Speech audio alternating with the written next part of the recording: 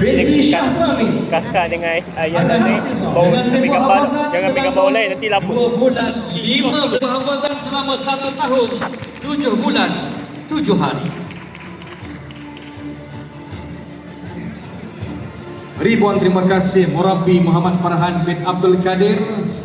Seterusnya dipersilakan Murabbi Muhammad Syamil Izwan bin Muhammad Syafiq.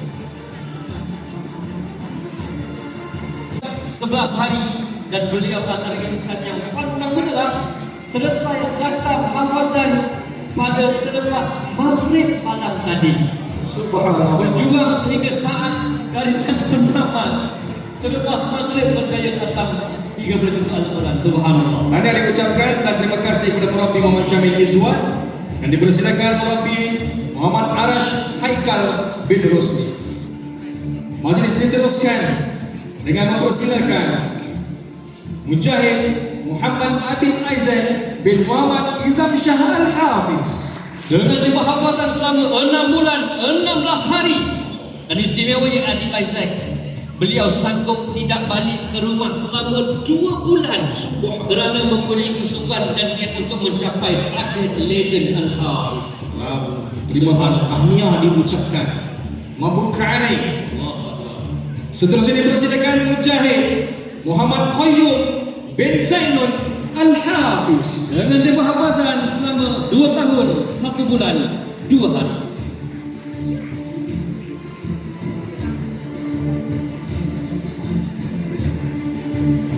Ribuan terima kasih kepada Murabbi Muhammad Arash Haikal bin Rusli dan dipersilakan Murabbiah Syaidatul Maryam binti Muhammad Kasim. Dipersilakan. Tuhan.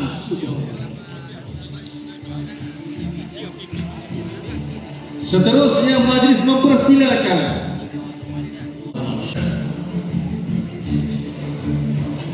saya terpuja ni Ustaz. Makin pilih tipu. Seterusnya dipersilakan Mujahidah Fatimah Al-Zahra binti Muhammad Nasir Al-Hafizah. Dengan tempoh hafazan selama 1 tahun 14 hari.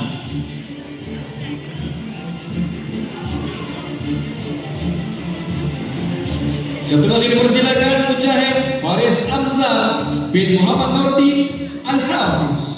Dengan tempoh hafazan selama 11 bulan 14 hari.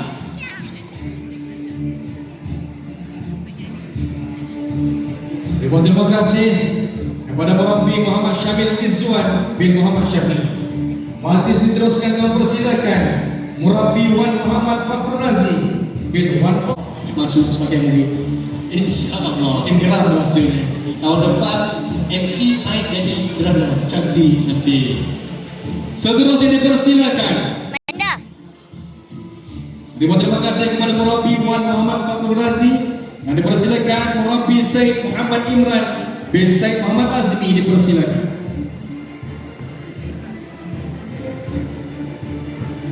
Inilah Murabbi kita yang paling terbaik. Walaupun dalam keadaan kekurangan, beliau tetap melahirkan graduan yang diraihkan pada hari. Anda tanya kenapa? Beliau adalah wanita Israel. Oh ya, Segera. majlis diteruskan dengan persilakan Mujahidah Raihana Arisa binti Ahmad Lutfi Al-Hafizah. Dengan tempoh hafazan selama 2 tahun 10 hari.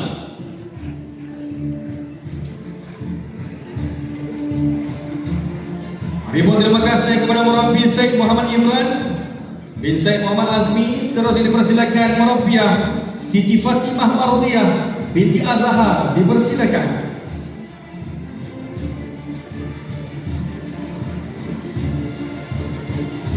Majlis diteruskan dengan mempersilakan Mujahidah Adriana Balqis binti Syahruddin dengan tempoh hafazan selama 8 bulan 27 hari.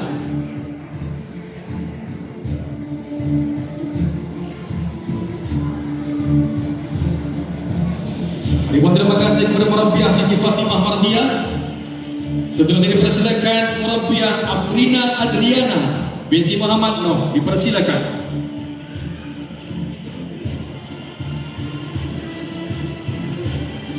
Majlis diteruskan dengan mempersilakan Mujahidah Nur Irdina Humairah binti Muhammad Zaki Hidayah Al-Hafiz.